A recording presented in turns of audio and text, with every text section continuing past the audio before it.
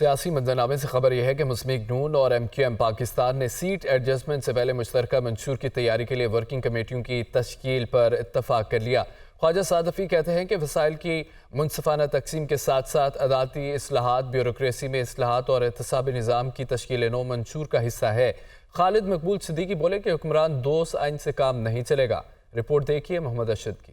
مسلم league نون کے رہنماؤں نے ایم کیو ایم کے مرکز بہادرآباد میں رابطہ کمیٹی کے ارکان سے ملاقات کی، جس میں آئندہ کی حکمت عملی بنانے پر اتفاق رائے ہوا۔ میڈیا سے بات کرتے ہوئے خواجہ سعد رفیق نے کچھ نکات بھی بتا دیے۔ کچھ چیزیں ہیں جو ایم کیو ایم کی جانب سے رکھی گئی ہیں سامنے، بڑی اہم ہیں۔ تو جو ہمارا مینیفیسٹو بن رہا ہے ہمارا اپنی جماعت کا، جو ہم اس کے کچھ پوائنٹس جو ہیں وہ اپنے دوستوں کے آگے رکھیں گے۔ جوڈیشل ریفارمز کی بات کریں گے۔ یہ جو بیوروکریٹک سٹرکچر ہے، جو ریڈ ٹیپزم ہے، اس کو کیسے ختم کرنا ہے اور کیسے لوگوں کے لیے ایز آف بزنس لے کے آنا ہے ملک میں، اور ان کی زندگی کو کیسے آسان کرنا ہے۔ پھر ایک اکاؤنٹیبلٹی کا چیپٹر ہے۔ ایم کیو ایم کے کنوینر ڈاکٹر خالد مقبول صدیقی کا کہنا تھا کہ اصل بحران نیت کا ہے۔ حکمران دوست آئین سے کام نہیں چلے گا۔ وقت آ گیا ہے کہ آئین کو عوام کا دوست بنایا جائے۔ ہمیں پاکستان کے آئین کو مضبوط کرنا چاہیے، بہتر کرنا چاہیے، عوام دوست بنانا چاہیے۔ یہ حکمران دوست آئین سے کام نہیں چلے گا۔ اب بلدیاتی، شہری اور ڈسٹرکٹ کی حکومتوں کو بھی آئین میں قانونی تحفظ ملنا ضروری ہے۔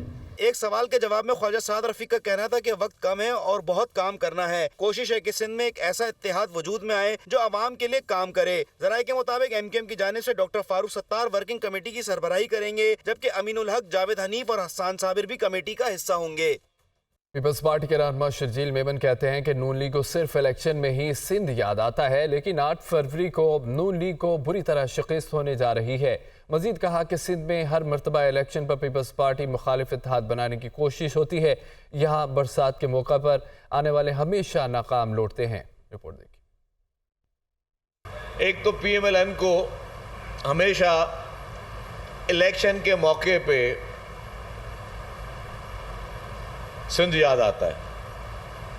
جب بھی پی ایم ایل این اقتدار میں ہوتی ہے تو آپ نے کبھی نہیں دیکھا ہوگا کہ ہمارے دوستوں کو کبھی سندھ کا خیال بھی آیا ہو۔ یہ کوشش کرتے ہیں کہ ہر الیکشن میں کسی بھی صورت میں ان کو سندھ میں پیپلز پارٹی کے خلاف اتحاد بنائیں۔ عوام یہاں پہ لوگوں کو جانتی جو کہ دن رات یہاں پہ خدمت کر رہے ہیں، دل سے لوگوں کی خدمت کر رہے ہیں، اور لوگ ان لوگوں کو بھی جانتی ہے عوام کو جو صرف برسات کے موسم میں آتے ہیں اور پھر ہمیشہ ناکام ہو کے چلے جاتے ہیں۔ تو یہ شکست جو ہے، یہ ایڈوانس میں ان کو مبارکباد پیش کرتا ہوں کہ ان کو ایک شکست نصیب ہونے والی ہے۔ انشاءاللہ تعالی آئندہ الیکشن میں بھی پیپلز پارٹی بھرپور طریقے کے ساتھ اپنی کامیابی کو یقین بنائے گی، اور 2024 پاکستان پیپلز پارٹی کا سال ہے۔ 2024 میں پاکستان پیپلز پارٹی اپنا وزیر اعظم بنائے گی۔ فرش شہزادی کا خفیہ پاسپورٹ منظر عام پر آ گیا۔ منی لانڈرنگ کے لیے فرش شہزادی کو غیر معروف ملک بیناتاؤ کا خفیہ پاسپورٹ بنا کر دیا گیا۔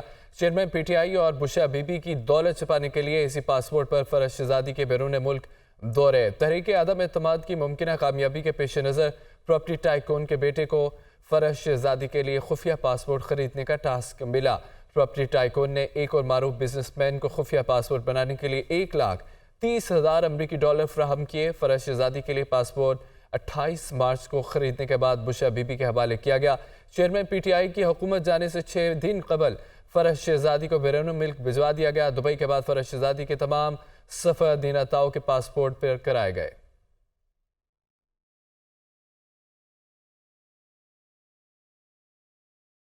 فرش شہزادی کے خفیہ پاسپورٹ کے لیے ٹرانزیکشن کا معاملہ، اصل دستاویزات منظر عام پر آ گئی ہیں۔ خفیہ پاسپورٹ کے معاملے کی ٹرانزیکشن سلک بینک کے ذریعے ہوئی ہیں۔ دستاویزات کے مطابق سلک بینک کے ذریعے $1,07,544 آسٹریلین ڈالرز بھیجے گئے ہیں۔ دوسری ٹرانزیکشن کے ذریعے $1,32,415 ٹرانسفر کیے گئے ہیں۔ تو دوسری جانب غزہ میں جاری اسرائیلی جارحیت 37ویں روز بھی تھم نہ سکی۔ غزہ کے طبی مراکز سے خونی فورسز کے نشانے پر الشفا اسپتال کے بعد القدس اسپتال بھی غیر فعال ہو گیا۔ عرب میڈیا کے مطابق شہید فلسطینیوں کی تعداد 11,100 سے تجاوز کر گئی ہے۔ شہیدوں میں 8,000 سے زائد عورتیں، بچے بھی شامل ہیں۔ رپورٹ دیکھیے۔ स्कूलों, इबादत गाहों, पनाह गुज़ीन कैंपों के बाद सेहूनी फोर्सेज ने हॉस्पिटल्स को निशाने पर रख दिया। अल शिफा हॉस्पिटल के बाद अल कुद्स हॉस्पिटल भी गैर फ़ाल। हजारों जख्मियों की जिंदगियां खतरों में पड़ गई। फलस्तीनी वजारत सेहत के तर्जुमान का कहना है कि हॉस्पिटल्स पर हमलों और मैयतों का हॉस्पिटल्स में दाखिला रोकने के बायस शुहदा और जख्मियों के मुस्तनिद आदाद शुमार जारी नहीं कर सकते। अल कुद्स हॉस्पिटल में इस वक्त 45 नौमौलूद बच्चे मौजूद हैं, जिनमें से 2 शहीद हो चुके हैं। इसराइली फौज की बमबारी के बाद गजा के तमाम हॉस्पिटल हाली का शिकार हैं। गजा शहर के 22 हॉस्पिटल मुकम्मल तौर पर बंद हो चुके हैं। सहूलियात की कमी के बायस मुतअद्दिद हॉस्पिटल गैर फ़ाल होने के दहाने पर खड़े हैं। अल अहली हॉस्पिटल में जख्मियों का इलाज जारी है। सेहूनी फोर्सेज ने गजा के तमाम हॉस्पिटल्स का मुहासरा कर रखा है। इसराइली फौज के टैंकों ने अल शिफा हॉस्पिटल के अंदरूनी हिस्से को निशाना बनाया, जिससे हॉस्पिटल में आग भड़क उठी। अल कुद्स और इंडोनेशिया हॉस्पिटल के तरफ बमबारी। अल शिफा हॉस्पिटल का कार्डिक वार्ड तबाह हो गया।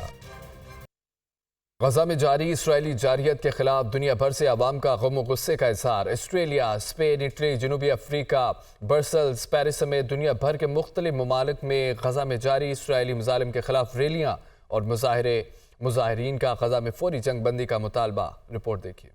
गजा में जारी इसराइली जारहियत के खिलाफ दुनिया भर में फलस्तीनियों के हक में एहतजाज और मुजाहिरों का सिलसिला जारी है। मजलूम और निहत्ते फलस्तीनियों पर होने वाले इसराइली मजालिम के खिलाफ दुनिया भर में शदीद नारेबाजी और गम और गुस्से का इजहार किया गया। फलस्तीनियों से इजहारी यकजहती में ऑस्ट्रेलिया, स्पेन, इटली, जनूबी अफ्रीका में लाखों की तादाद में अवाम हाथों में प्ले कार्ड्स थामे गजा में जारी इसराइली जारहियत की शदीद मजम्मत। मुजाहिरीन ने इसराइली हुकूमत के खिलाफ शदीद नारेबाजी करते हुए गजा में जारी जंग के फौरी खात्मे का मुतालबा किया। निहत्ते और मासूम फलस्तीनी अवाम के हक में ऑस्ट्रिया, ब्रसल्स और पेरिस में भी अवाम की बड़ी तादाद सड़कों पर निकल आई। मुख्तलिफ मकामात पर मुजाहरे और रैलियां इसराइल फलस्तीन का तनाज़े का हल अक़वाम मुत्तहिदा की करारदादों के मुताबिक करने का मुतालबा। गजा में जारी इसराइली जारहियत को 37 रोज गुजर गए हैं, मगर ताहाल तनाज़े का कोई मुस्बत हल नहीं निकल सका। दुनिया भर में एहतजाज जारी हैं और मुजाहिरीन आलमी ताकतों से गजा में फौरी जंग बंदी का मुतालबा कर रहे हैं। जमात इस्लामी सिराजुल हक कहते हैं कि हमास इसराइल के खिलाफ जंग जीत चुका है, क्योंकि जंग में पता चला है कि असले के मुकाबले में ताकत ईमान की है। मजीद कहा कि फ़लस्तीनी अमरीका और इसराइल के सामने सीसा पिलाई दीवार बनकर खड़े हैं। गजा में हिरोशिमा से ज़्यादा बारूद इस्तेमाल किया गया। वो सियालकोट में गजा मार्च से खिताब कर रहे थे। ये जंग हमास जीत चुकी है, ये जंग इसराइल हार चुकी है। एटम बम अमेरिका ने हिरोशिमा के खिलाफ इस्तेमाल किया, लेकिन उससे ज्यादा बारूद इस्तेमाल किया गया। जितनी बमबारी और बमों का इस्तेमाल अमेरिका ने अफगानिस्तान में कई सालों में किया था, उन्होंने गुज़श्ता चंद दिनों में गजा पर किया। और अब आपको बताएं जाए कि अमरीकी सदर जो बाइडेन का अमीर कतर शेख तमीम बिन हमाद से टेलीफोनिक रब्ता हुआ। दोनों रहनुमाओं का गजा की सूरत हाल पर तबादला ख्याल। अमरीकी सदर का हमास के हाथों यरगमाल अमरीकी शहरियों की रिहाई पर जोर दिया गया। सदर जो बाइडेन का अमीर कतर से अमरीकी शहरियों के इनखला पर ताउन का मुतालबा किया गया है। अमरीकी सदर जो बाइडेन का अमीर कतर शेख से टेलीफोनिक रब्ता हुआ है। दोनों रहनुमाओं का गजा की सूरत हाल पर तबादला ख्याल किया गया। अमरीकी सदर का हमास के हाथों यरगमाल अमरीकी शहरियों की रिहाई पर जोर दिया गया। सदर जो बाइडेन का अमीर कतर से अमरीकी शहरियों के इनखला पर ताउन का मुतालबा किया गया। लाहौर में तजावजात की भरमार, शहरियों के लिए पैदल चलना मुहाल हो गया। निगरान वज़ीर आला पंजाब ने शहर की 32 बड़ी सड़कों से तजावजात खत्म करने की हिदायत दे दी है। मोहसिन नकवी ने मज़ार बीबी पाक दामन के तोसी मंसूबे को इसी माह मुकम्मल करने की हिदायत दी है। आला पंजाब मोहसिन नकवी की ज़ेर सदारत खुसूसी इजलास में ट्रैफिक रवानी के 32 मुकामात पर स्क्वाड्स की तैनाती का फैसला किया गया। सड़कों से तजावजात मुस्तकिल हटाने का हुक्म। मोहसिन नकवी ने सड़कों के पैच वर्क के लिए फौरी इक़दामात का हुक्म दिया। निगरान वज़ीर आला मोहसिन नकवी ने मज़ार बीबी पाक दामन के तोसीई मंसूबे को इसी माह मुकम्मल करने का हुक्म दिया। मज़ार के हर गुंबद को खूबसूरत लाइट से रोशन करने की भी हिदायत। निगरान वज़ीर आला पंजाब ने मज़ार बीबी पाक दामन पर मुल्की तरक्की, अमन, सालमियत और मजलूम फ़लस्तीनी मुसलमानों के लिए ख़ुसूसी दुआ भी मांगी।